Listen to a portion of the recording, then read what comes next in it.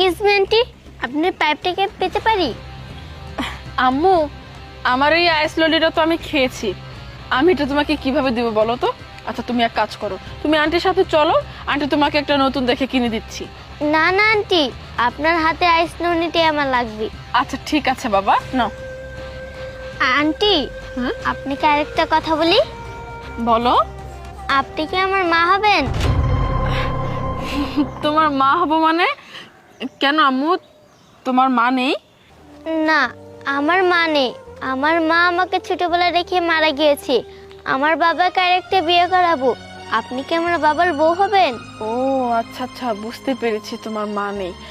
আসলে কি বলো তো মামুনি, জন্ম, মৃত্যু আর বিয়ে এগুলো তো আল্লাহর হাতে। আল্লাহ যদি চায় তবেই আমি তোমার বাবার বউ হতে পারবো, আদারওয়াইজ তো না। আর শোনো, তোমার যদি আমাকে দেখে তোমার মায়ের মতো মনে হয় বা আম্মু ডাকতে ইচ্ছা করে, তুমি আমাকে আম্মু বলে ডাকতে পারো, কোনো সমস্যা নেই, কেমন? আচ্ছা আন্টি। ঠিক আছে, ভালো থেকো।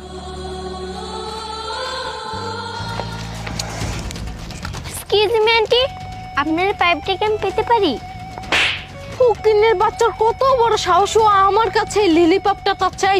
তোর জন্য কি লিলিপপ এনেছি, যা বলছে এখান থেকে। আচ্ছা আন্টি, আপনাকে আরেকটা কথা বলি। ঠিক আছে বল। আপনি কি আমার বাবার বউ হবেন? আমার মা।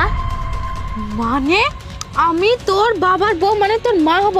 এই এই, আমাকে দেখে তোর কি মনে হয় যে আমি একটা বাচ্চা ছেলের কাছে বিয়ে বসবো? একটা বাচ্চালা বেটার কাছে এইসব মেয়ে মনে হয় আমার কাছে? কখনোই না। আমি যদি বিয়ে বসি তাহলে তো কোটিপতি ছেলের কাছে বিয়ে বসবো, বুঝিস নি? যাই এখান থেকে। এক্সকিউজ মি আন্টি, আপনার পাইপটাকে আমি পেতে পারি?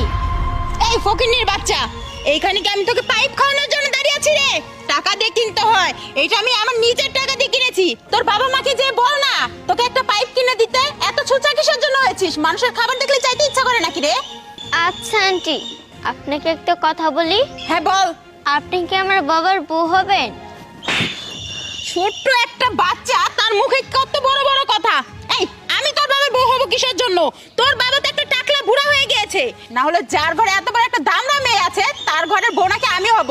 শোন, আমি হতে পারি, যদি কোনো কুটিপুতি থাকতো তাহলে হতে পারতাম। সে যদি বুড়া খনখনা হয়ে লাঠি পড় দেওয়া হতো না, তা আমি বিয়ে করতাম, কারণ মরে যাওয়ার পরে তো সব সম্পত্তির মালিক আমিই হব। কিন্তু আমি কেন তোর মতো ফকিন্নির বাচ্চার বাপকে বিয়ে করবো? হ্যাঁ, এই যা যা বলছি। ফকিন্নির বাচ্চা আমার এই আইসক্রিমের দিকে নজর দিয়েছে, এটা আর আমার খাওয়া যাবে না। বাসার বাইরে এইভাবে দাঁড় করে রাখছে কেন আমাদেরকে? কি ব্যাপার? তুই এই জায়গায় কিসের জন্য আসছিস? তুই আসিস কিসের জন্য? তুই যে কাজে আসছিস না, আমি একই কাজে আসছি। এইটুকু পুনাই হাইটে এইটুকু খাটো মানুষ, ভুটকি এরকম মানুষ নাকি আবার আছে ইন্টারভিউ দিতে? আরে তোর নিজের দিকে একবার তাকা না, তোর স্বাস্থ্যের অবস্থা কি? তুই আসছিস এইখানে ইন্টারভিউ দিতে, তোকে দেখে কি পছন্দ করবে? তোকে দেখে কি পছন্দ করবে? তুই কি? আরে এই যে এটা কি? এটা তো একদম বলদ, বলদের মতো করে দাঁড়িয়ে আছে। এটা এসে পছন্দ করলে তো আমাকে পছন্দ করবে।